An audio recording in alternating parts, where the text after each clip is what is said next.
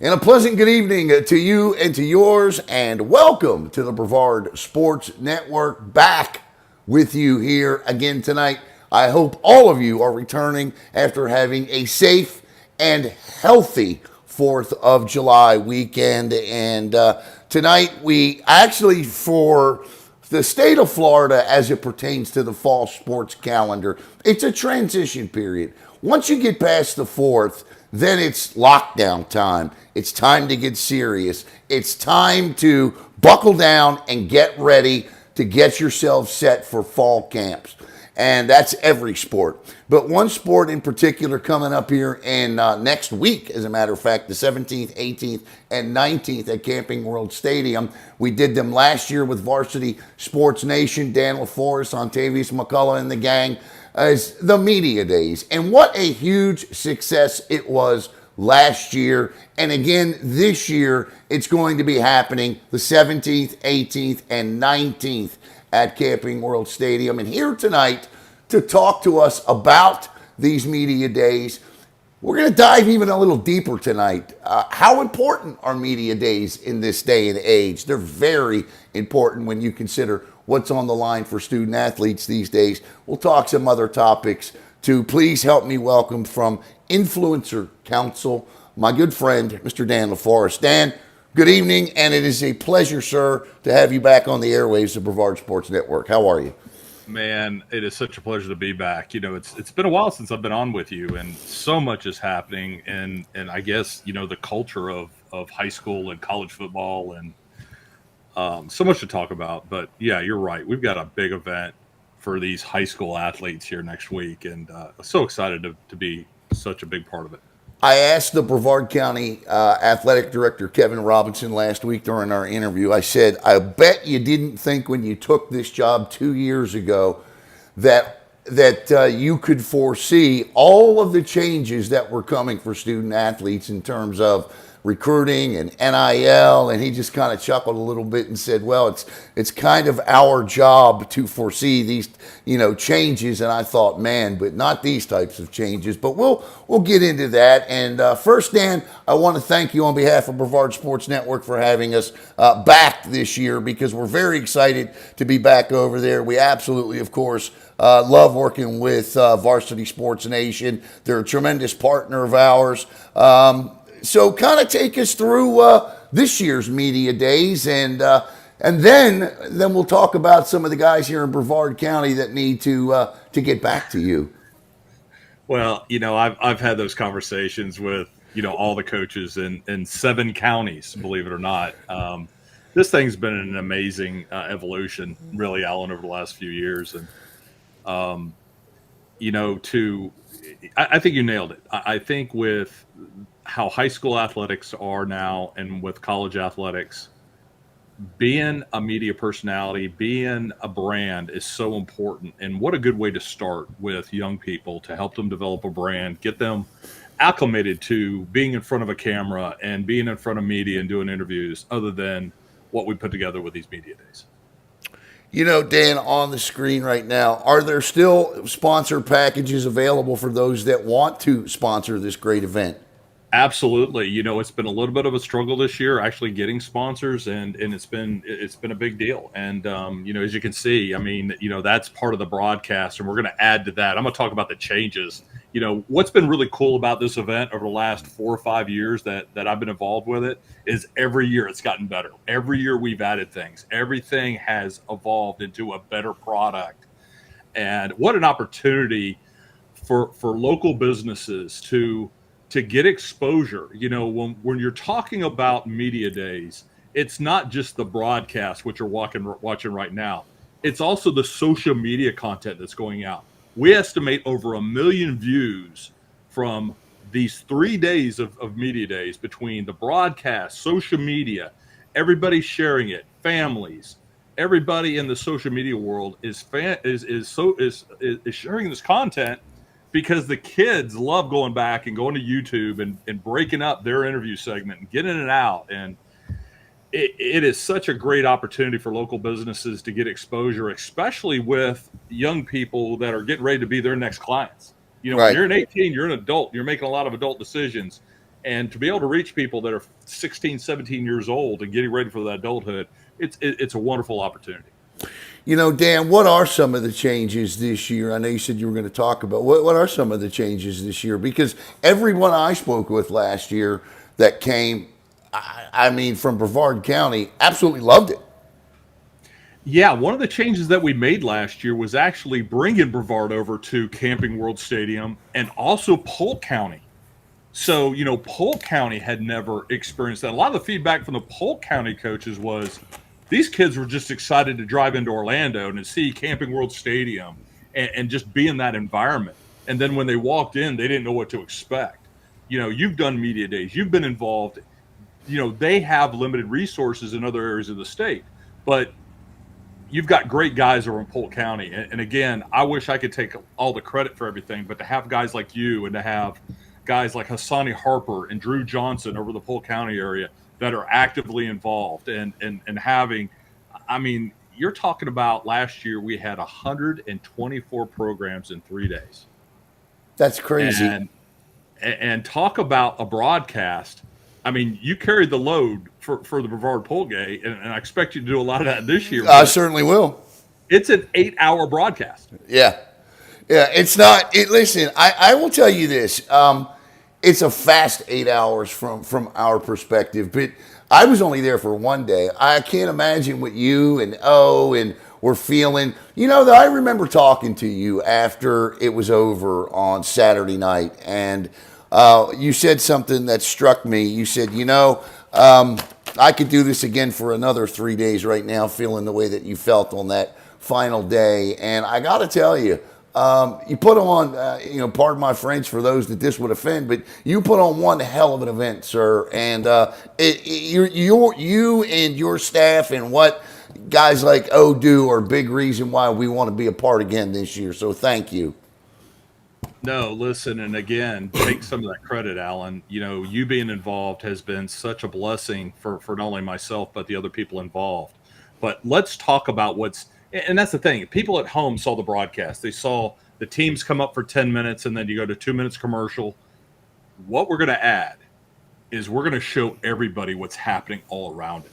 And what people don't realize, these teams are coming in an hour before they go on air, okay? They're checking in. They're going around to all the vendors. They're talking to all the vendors. They're getting ready for their 10 minutes of fame on air. And after that, they're going to a media room where we had 24 media outlets last year. Yeah.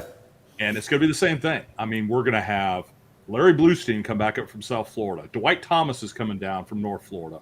We got Brian Smith coming in from Alabama. We've got John Garcia with Rivals is going to be there. We've got Andy Villarmarza with Rivals is going to be there.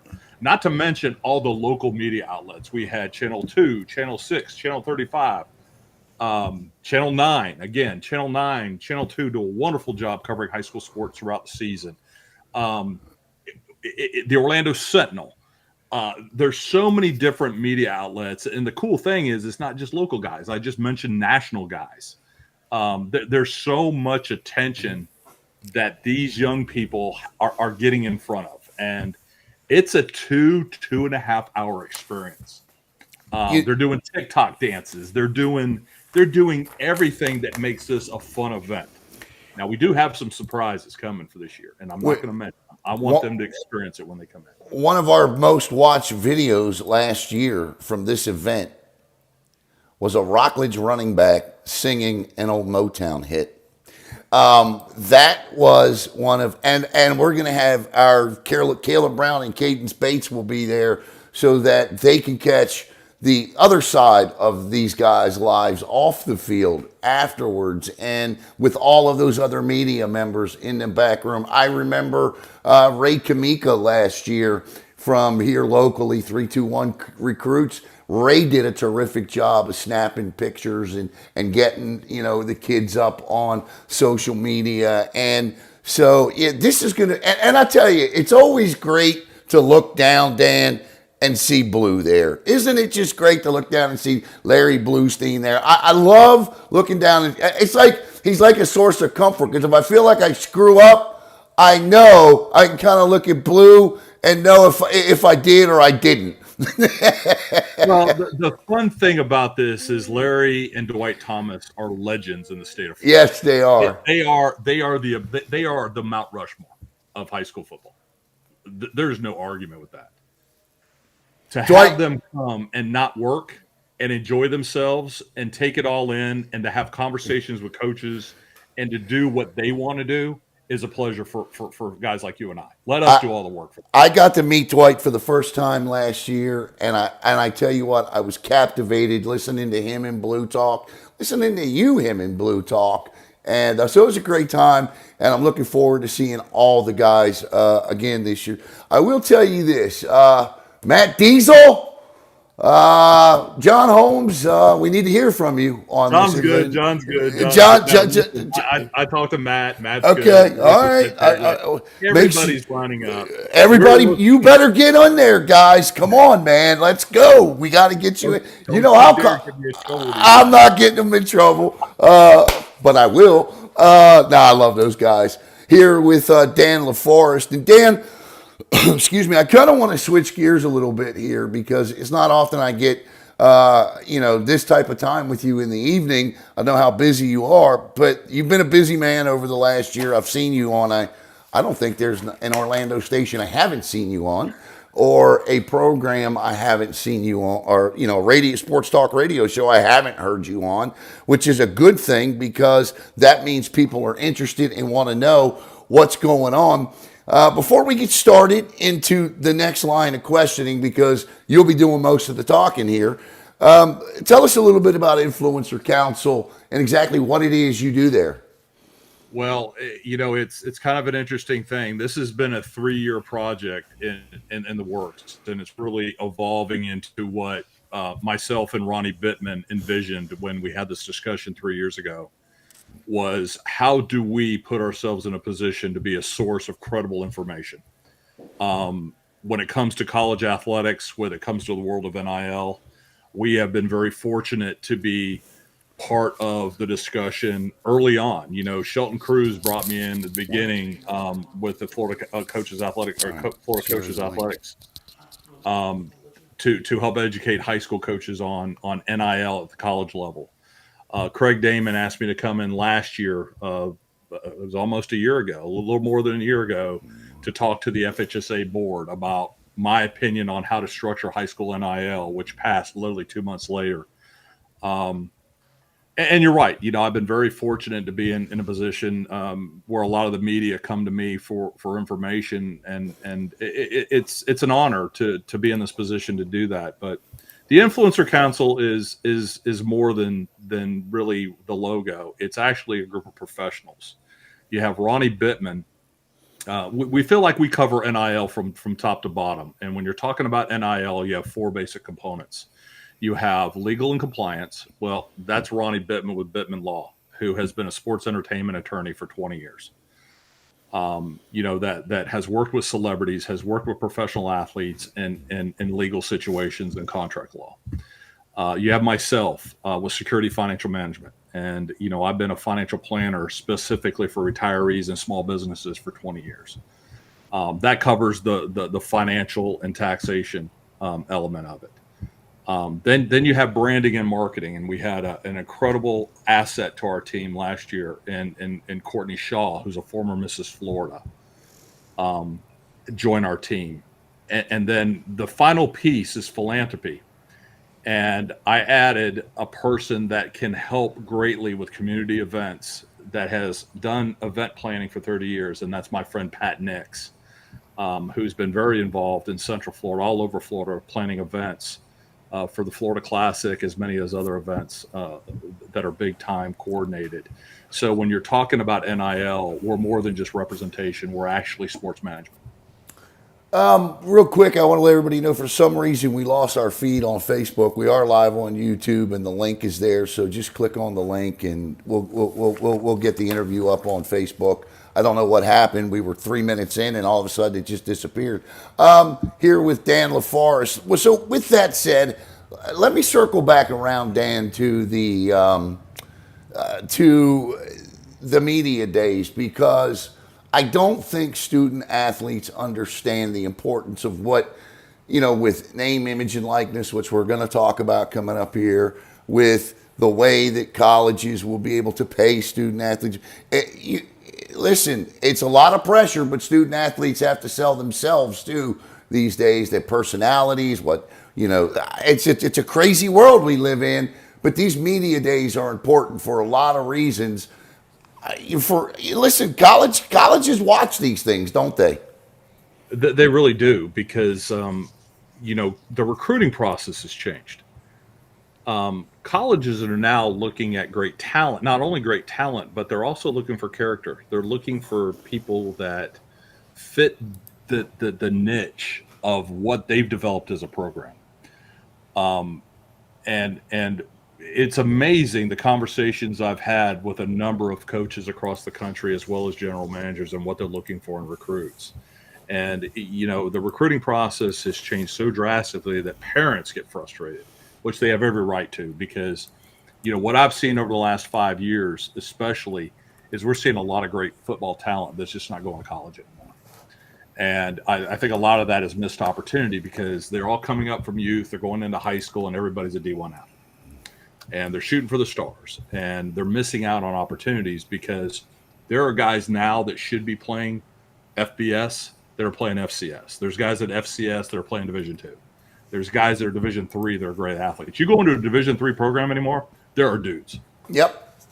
There are dudes. And it's strange, but take a look at the NFL draft anymore. You're starting to see a lot more talent span out across a lot of FCS schools, Dan, that you don't normally hear on draft day anymore. And a lot of that reason is because you're starting to see this unfold in real time right before your eyes. I mean, we still don't know, Dan, what the ramifications of all these changes are going to be for years to come. And with that said, as we enter year 2 of, let's say, NIL, for example, what have you noticed from the high school level? Obviously, at the college level, it's proven to be very successful for a lot of college students that have utilized this program correctly, but there are still major differences. But have you seen, I know, for some reason I can't get any numbers from the FHSAA, but from the state of Georgia, it's still like 0.033% of their student athletes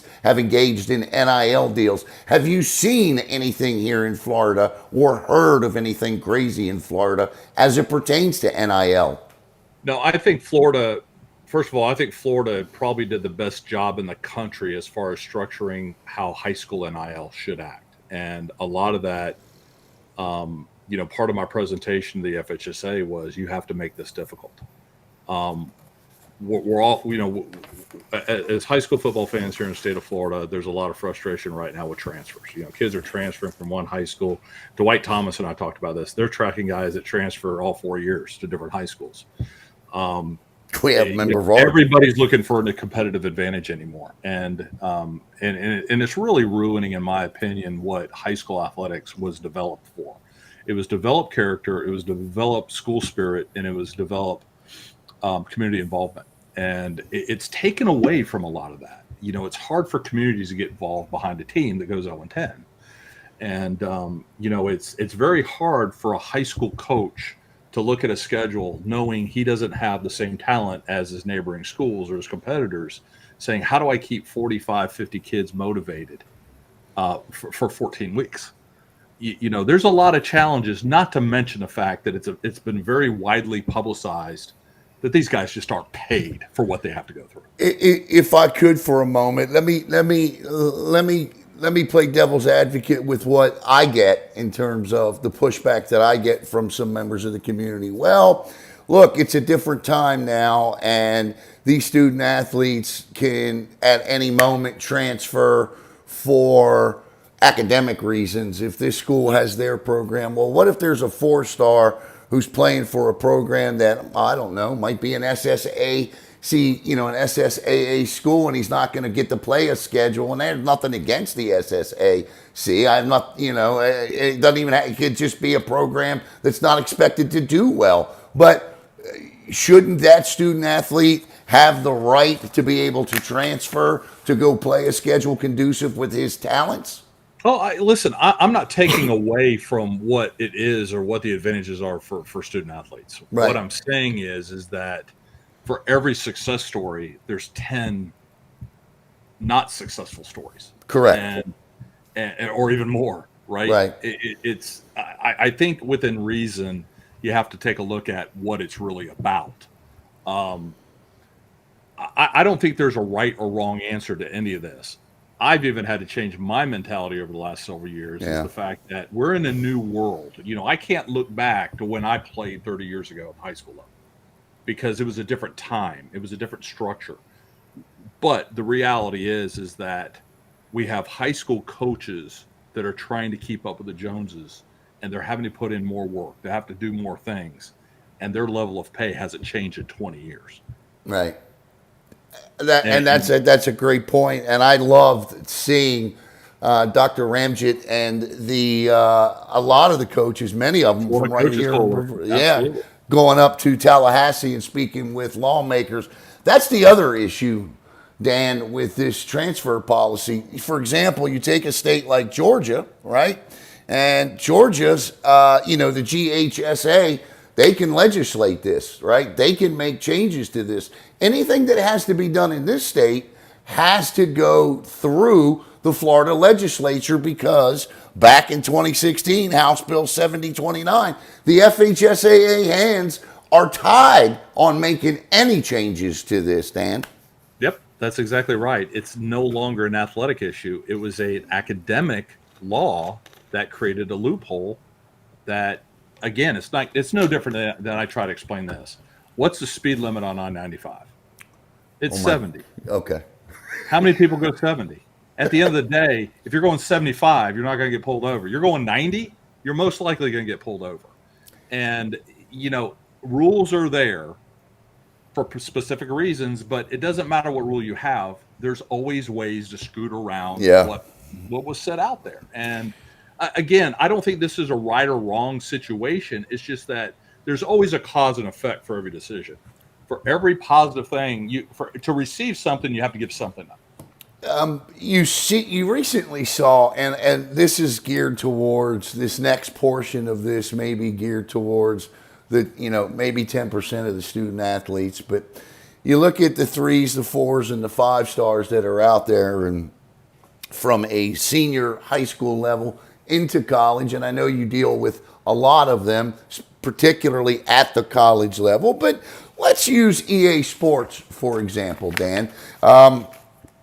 College Football 26 was released this week, and in that game, EA Sports upped the payment from $600 to I think it was what $1,500. Yeah, $1,500. Yeah. $1,500 and a copy of the game this year, and there's even another NIL company out there that will kick in another $1,500 for being in the game if you sign with their company. So, the money is there for a lot of student athletes to make. So let's take it from this perspective. You have a 3, 4, or 5-star senior who has, offers to consider. So let's take it from that perspective. What are some of the mistakes with all of the changes you've seen from an NIL perspective to now colleges, look, I mean, eventually there's going to be a union. There's going to be, you're going to see it all in college sports. It has eventually. to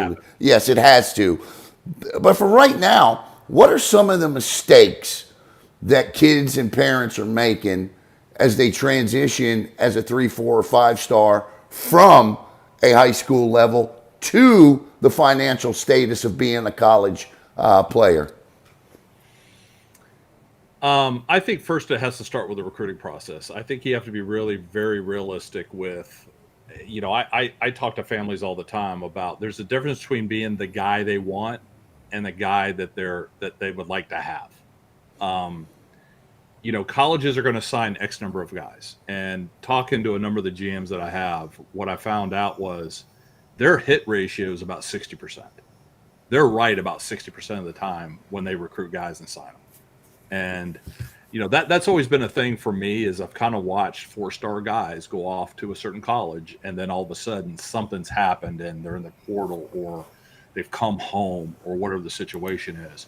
It's such a big transition from going from high school football, high school social life, to going to college. It's like going from kindergarten to eighth grade.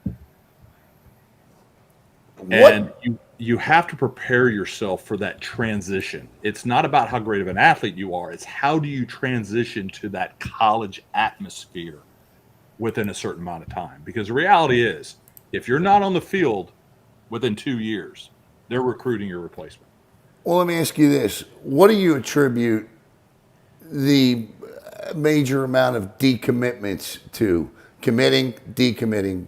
We've seen student athletes do it 3, 4, 5 times in the course of 2 years, just here in Brevard County. What do you attribute this to? I think a lot of it has to do with the excitement of being recruited.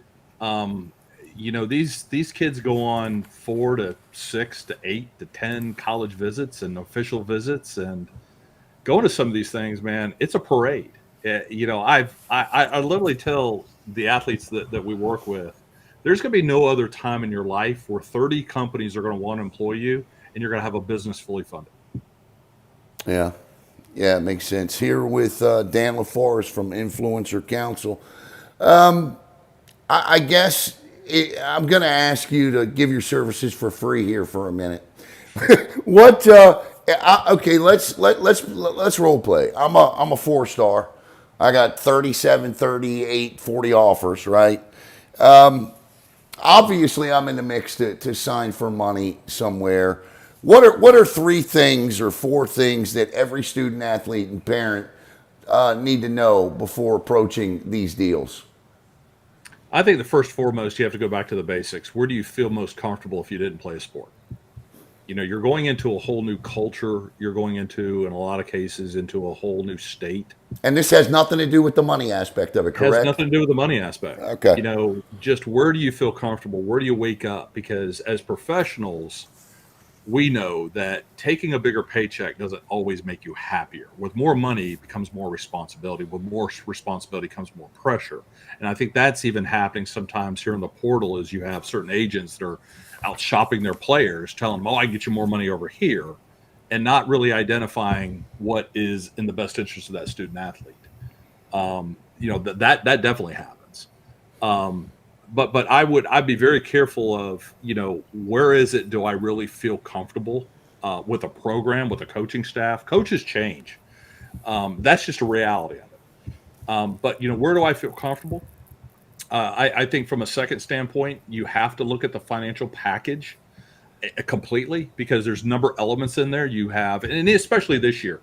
This year, the changes in college athletics is really going to throw a lot of guys off, because before it was just NIL coming from collectives, okay, which was literally a unlimited purse with a lot of programs. Right. That has changed now, because now you have rev share, and rev share is ultimately what the schools or each program has to spend as an academic. So the whole school now has $20.5 million that they can fund directly from the university. Well, where's that money coming from? It's coming from private sources. It's coming from TV contracts. It's coming from multiple sources for that university to say, okay, we got 20.5. So when you got 20.5, the other thing you got to look at is they just increased the scholarship limit from 85 to 105. So Right. the new scholarships have to come out of that, as I understand it, from a lot of the GMs I've talked to. So now you got 20.5. How much does football have? Football, depending on the program, could have anywhere from 13 to 15 million. So they've got a salary cap. Okay. Where the caveat comes in, whatever that rev share contract is, and now keep in mind, this year the letter of intent is gone. You're not signing a letter of intent. Nope. You're signing a contract Tract. with the university. And guess who's writing that contract? It's not the head coach, it's not the athletic director, and it's not the GM. It's university lawyers. That's correct. So, Okay. so before you even continue on to the next part, I'm gonna interrupt with a 3A here. How then important is it now to have professional representation moving forward before you sit down and decide whose contract you're going to sign? Absolute must. Absolute must. because I don't care who you are. I mean, I've heard it all. There are elements of contracts, and here's the thing. I've heard this. Well, the NFL, they charge this. Well, the NFL contracts are unionized. You have the Yep. same contract with the Bucks as you do the Jets, as you do the 49ers, you do with the Giants, you do with the Seahawks. Yep. Each university is writing their own contract. I've seen that are 9 pages. We just reviewed one that was 17 pages long. Jeez. Okay. And what are the terms? We saw language earlier on where it was, we can terminate without cause. We've seen language that if you get hurt, we don't have to pay you. We've seen language now that they're putting language in there that may or may not even be legal from a state law, not even NCAA, where it's even legal. So it's not even about having an agent. It's, do you have an attorney that is qualified in sports management that is used to seeing this type of language? So it is. I think it's very important to have guidance at minimum. Have you, and obviously I'm not asking for names, but do you know of any situations that you can share of that you've heard of or been a part of that turned into a complete and utter disaster because somebody didn't have professional representation doing this recently? So I got a call 2 years ago, and it was from a parent. He was like, well, my son was told this. And he gets up there. I guess they had told him it was $100,000 for him to come up. And he gets up there and he finds out, oh, your scholarship's part of that. Oh, geez. Let me ask you this. Obviously, social media, we see eighth graders, ninth graders announcing that they've been recruited, they've been offered. Can you kind of clear up for us what the hell a real offer is and what isn't a real offer anymore in college football? Yeah, offers are, I tease a lot of guys, we're showing our age here on, we used to call them letters back in the day. We get letters from colleges all over the country, right? Right. First of all, there's offers and there's committable offers. And the majority of committable offers don't happen until your junior year. So you could have, and not to mention, I got an offer from North Carolina. Well, that was Mac Brown that offered you, and now Bill Belichick's the head coach of North Carolina. Right. So you don't have a North Carolina offer. Right. I think it's funny. There's so much involved with the promotion of high school recruiting. And honestly, even the recruiting process has changed. Years ago, you used to have a Bobby Bowden, a Howard Schnellenberger, a Steve Spurrier, whoever it was would come into the living room.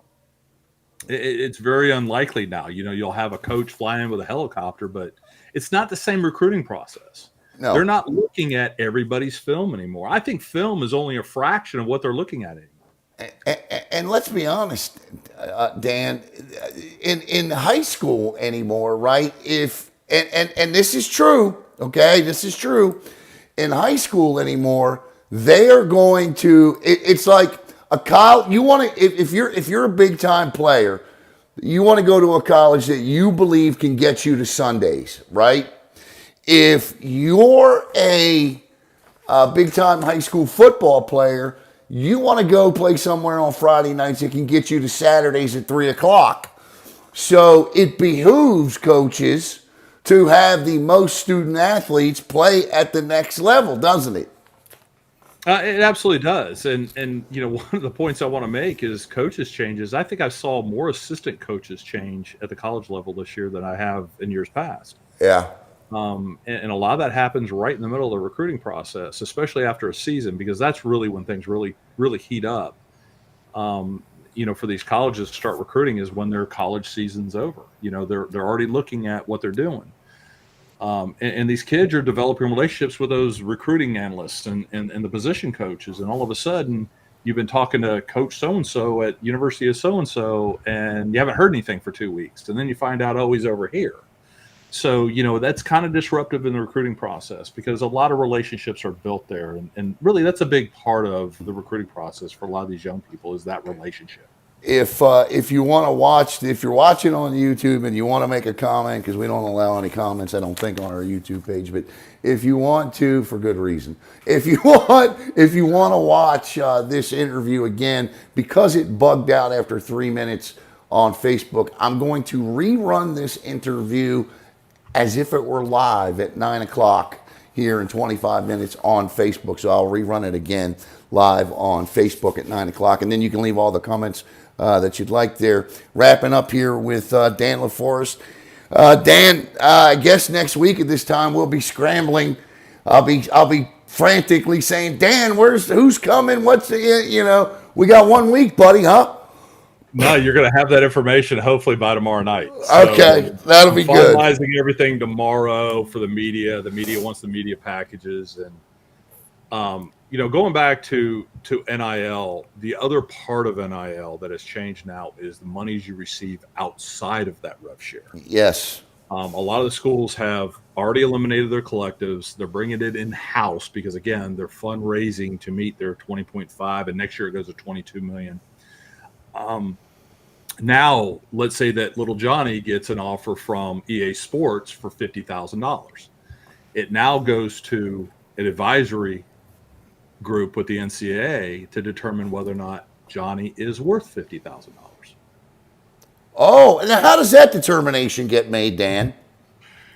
So they've got this app called NIL Go, where now you have to submit any outside NIL deal through compliance, and they're looking at a number of factors. One is what your NIL value is, and the reason they're doing this is because of what we've seen in years past with players just being compensated for the purposes of recruiting and retention and everything else.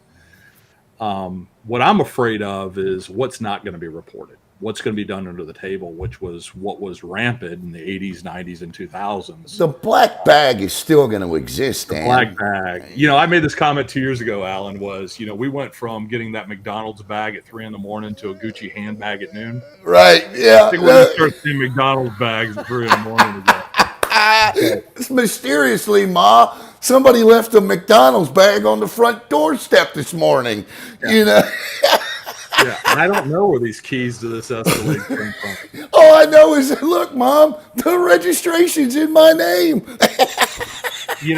I think the challenge, Alan, is the fact that the NCAA put themselves in a position where they had to catch up very quickly, and they had to figure something out in a very, very fast pace. And I think they're trying to correct themselves in the same manner. We're going to see legal challenges come up. Are we? I think there's going to be so many lawsuits that are coming, and it's very confusing for parents and for players because they don't know what's real and what's not real. And the reaction is we can only work with the data we have today. And as things evolve, you have to have people that understand what's happening. And, just from a legal contract standpoint, yes, every player should have some sort of representation, especially have at least an attorney review that understands it. Look, there is a reason that the president of the NCAA, Dan, is the former governor of Massachusetts. You know what I'm saying? I mean, this is not an easy job to have. But I will say this about the NCAA. I've never been a fan.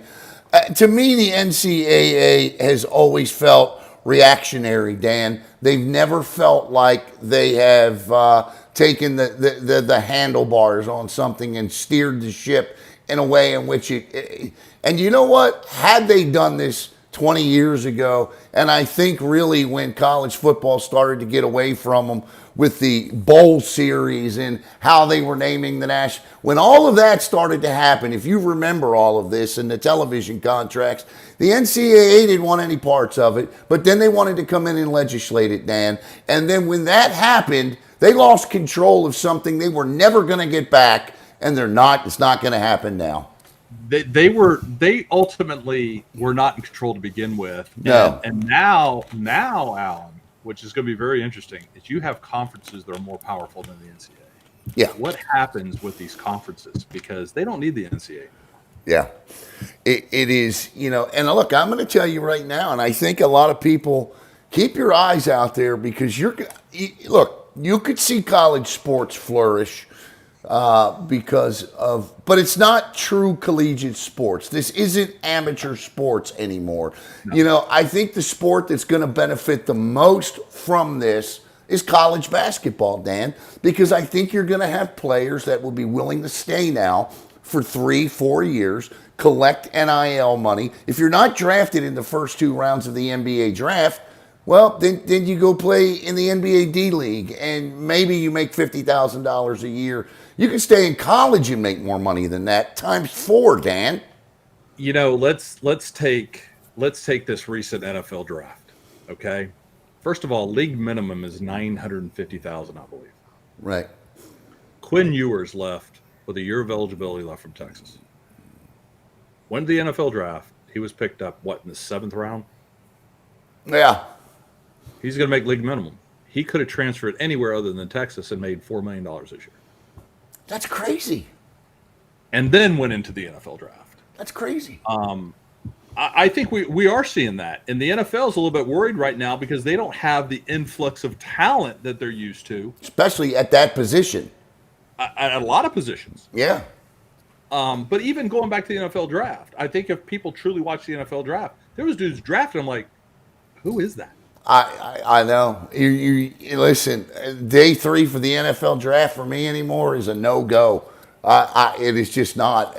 Yeah. I'm concerned about. I can remember sitting there on day 3 of the NFL draft with my Sporting News magazine and my Mel Kiper Bible or whatever Bible I had, sitting there in the local pub, knowing who was going to be selected in this. I have no idea who half these guys are anymore. I lost Mel Kiper a few years ago when he was bad-mouthing Josh Allen when he was being drafted. I'm like, Right. you're out of your mind, Mel. Yeah, that guy's a dude. And look at him today. Yep. But, again, there's so many things that are changed. And, I hear it from college football fans all the time. I'm very active with the Orlando Touchdown Club here locally. And you have all these college football fans that are frustrated with NIL. NIL is ruining college football. No, it's not. The transfer portal.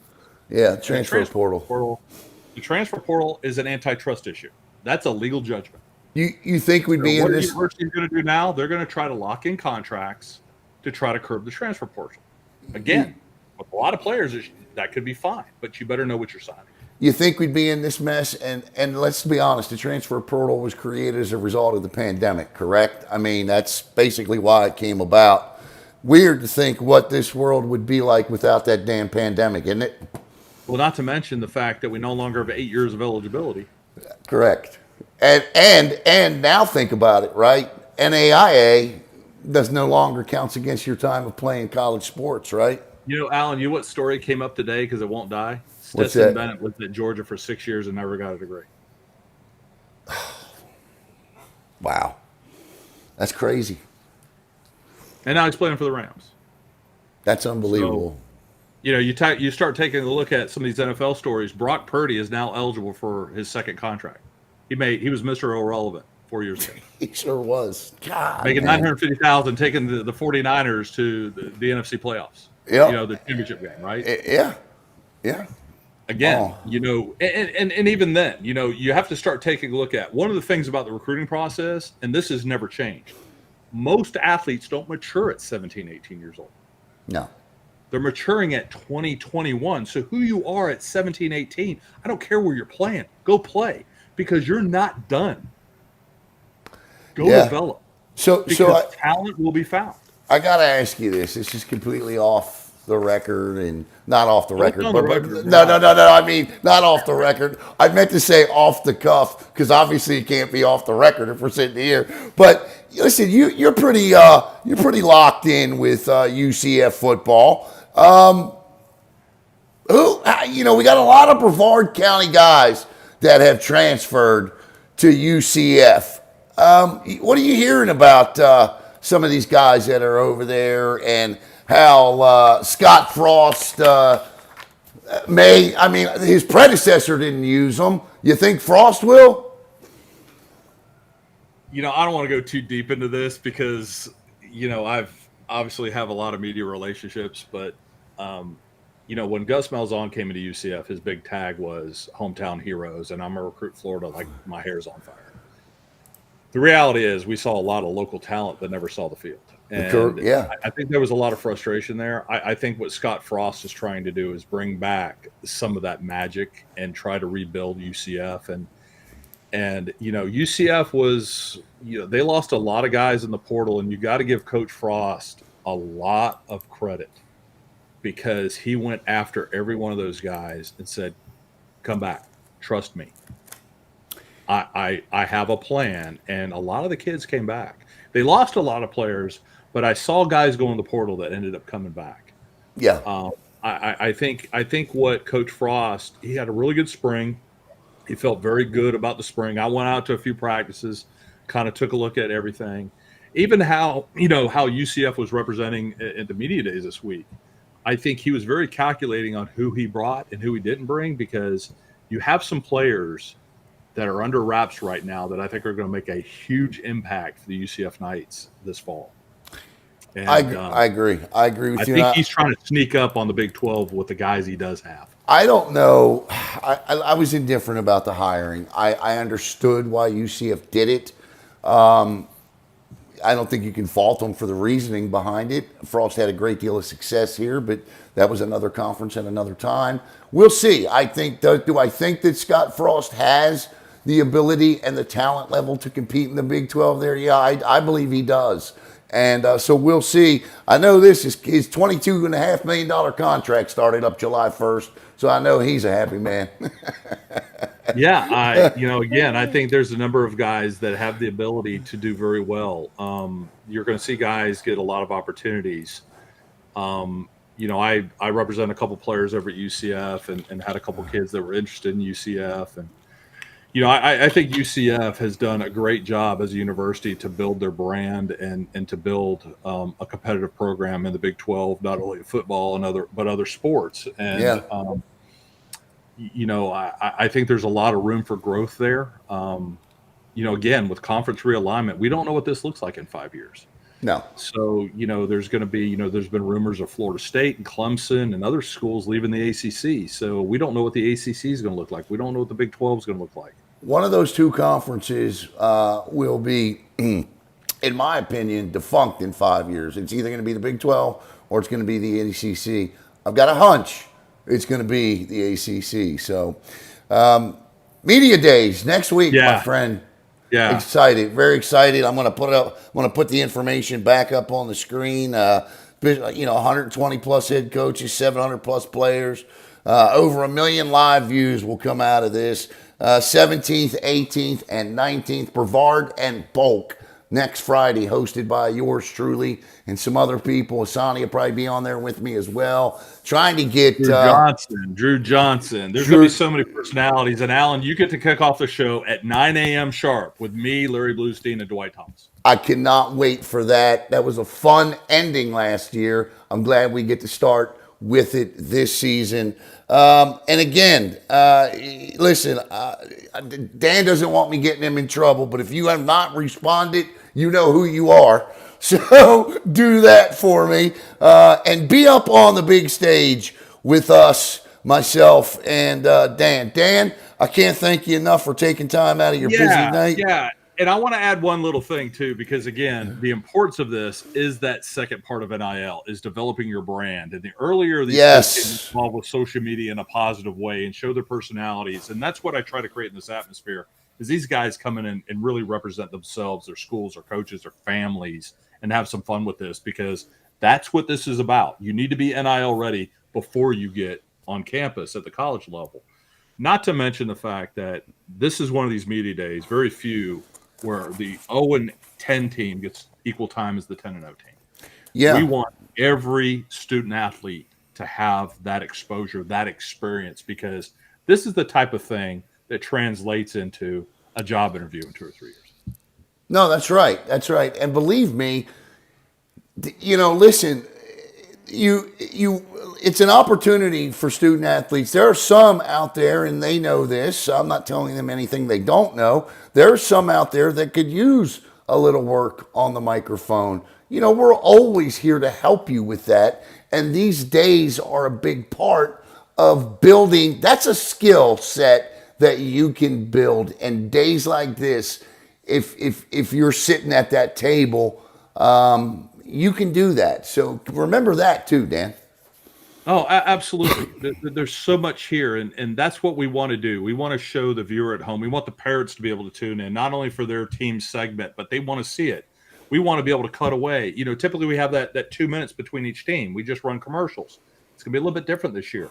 We're going to run commercials every 2 segments. Then we're going to go live, and we'll do interviews with players as they're coming in, or we'll do some NIL interactive. Like we'll have some guys promote a product or do something that puts themselves out there.